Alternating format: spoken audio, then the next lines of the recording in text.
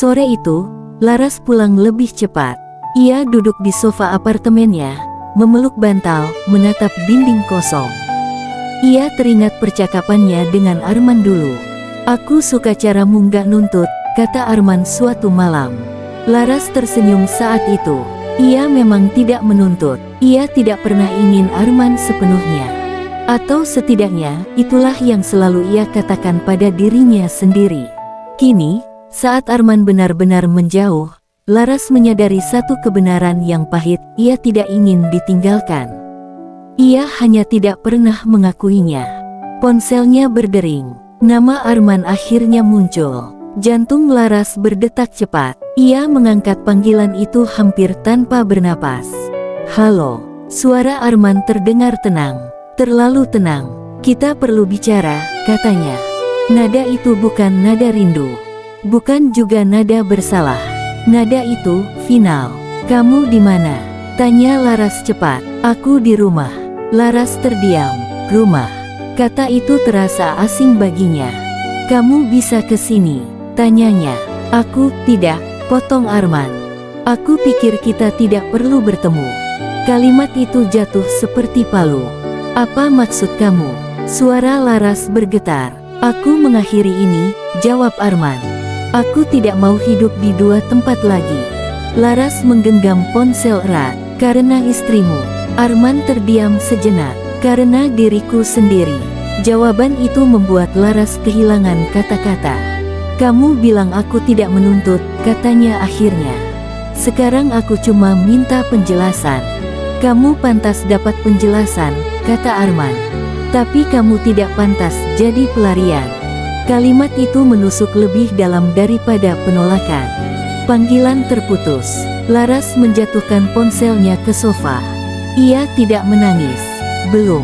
Ia berdiri, berjalan mondar-mandir di ruang tamu, seolah mencari sesuatu yang hilang. Selama ini, ia selalu meyakini bahwa dirinya berbeda dari perempuan lain. Bahwa ia tidak bersalah karena tidak memaksa. Bahwa ia hanya menyediakan ruang. Namun kini, ruang itu kosong. Dan ia menyadari sesuatu yang tidak pernah ingin ia akui, ia tidak hanya menemani Arman. Ia bergantung padanya. Malam datang. Laras duduk di lantai, bersandar pada sofa. Lampu tidak dinyalakan. Kota di luar jendela tetap ramai, seolah tidak peduli pada kekacauan kecil di dalam apartemennya. Ia teringat wajah Alia, yang tidak pernah ia temui, tapi selalu ia bayangkan.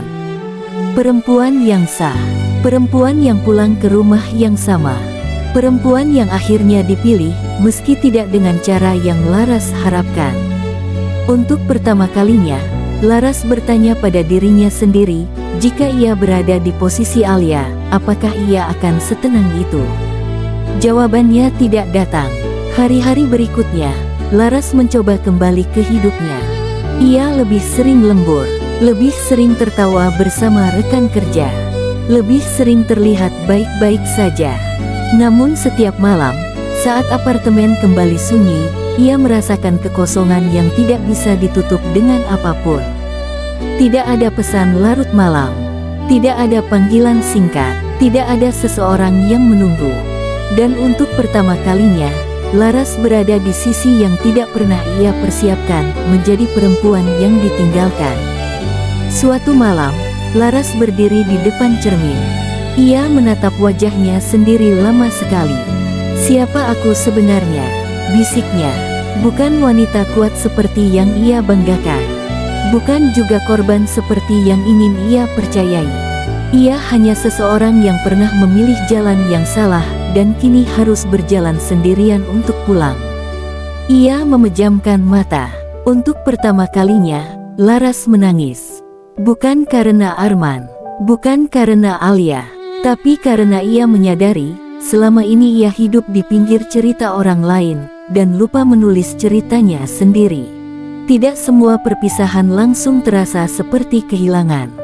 Sebagian terasa seperti kebingungan yang panjang, tentang bagaimana harus berdiri, tentang bagaimana menyebut seseorang yang dulu begitu dekat, tentang bagaimana menjalani hari tanpa peran yang selama ini melekat.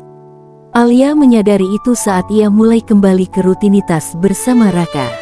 Pagi hari, ia mengantar Raka ke sekolah. Sore hari, Arman menjemput. Mereka tidak lagi bertanya satu sama lain tentang jadwal. Semua sudah dibicarakan dengan singkat, jelas, dan dewasa. Tidak ada pertengkaran, tidak ada sindiran. Namun justru itulah yang terasa aneh. Mereka seperti dua orang yang pernah sangat mengenal, lalu sepakat untuk berjalan sejajar tanpa saling menggenggam. Raka menjadi pusat dari segalanya. Ia tidak banyak bertanya, tapi Alia tahu anak sekecil itu pasti merasakan perubahan. Cara Raka memeluknya lebih lama. Cara ia bertanya dengan nada hati-hati. "Bunda pulang ke rumah ayah lagi enggak?" tanyanya suatu malam. Alia menatap wajah kecil itu, lalu tersenyum lembut. "Sekarang belum, sayang." "Kenapa?" Karena bagaimana mungkin ia menjelaskan pengkhianatan pada anak berusia 8 tahun. "Kadang orang dewasa butuh belajar lagi caranya jadi keluarga," jawab Alia pelan. Raka mengangguk, seolah mengerti, atau mungkin hanya menerima. Dan Alia berjanji dalam hati, apapun yang terjadi, Raka tidak boleh merasa kehilangan cinta. Arman merasakan hal yang sama. Ia melihat perubahan kecil pada anaknya, lebih pendiam, lebih sering memperhatikan. Setiap kali mengantar Raka kembali ke rumah Alia, Arman berdiri sedikit lebih lama di depan pagar. Ia ingin berbicara, ingin mengatakan banyak hal. Namun Alia selalu menyambutnya dengan sopan, tenang, tanpa membuka celah emosional. Dan Arman mulai memahami, jarak ini bukan hukuman. Ini perlindungan. Suatu sore, hujan turun perlahan. Alia sedang memasak ketika Arman datang lebih awal untuk menjemput Raka. Ia berdiri di dapur, membantu tanpa diminta, mengupas bawang, mencuci piring. Gerakan itu terasa familiar, terlalu familiar. "Mas," kata Alia akhirnya, memecah keheningan, "kalau kamu mau membantu, tolong jangan buat ini terasa seperti dulu." Arman terdiam. Aku tahu," potong Alia lembut. "Tapi kita sedang belajar bentuk baru. Jangan campur aduk." Arman mengangguk. Itu menyakitkan. Namun ia tahu, Alia benar. Beberapa minggu berlalu. Alia semakin stabil. Pekerjaannya berjalan baik. Ia mulai tertawa lebih sering, bukan tawa palsu, tapi tawa ringan yang datang tanpa beban. Ia mulai menyadari sesuatu yang penting, ia tidak hancur tanpa Arman. Ia tidak kosong, ia utuh. Dan kesadaran itu memberinya kekuatan yang tenang. Suatu malam, setelah Raka tidur, Alia duduk sendirian di ruang tamu. Ponselnya berbunyi. Pesan dari Arman. "Alia, aku mau jujur. Aku masih berharap, tapi aku juga tahu, berharap tidak cukup."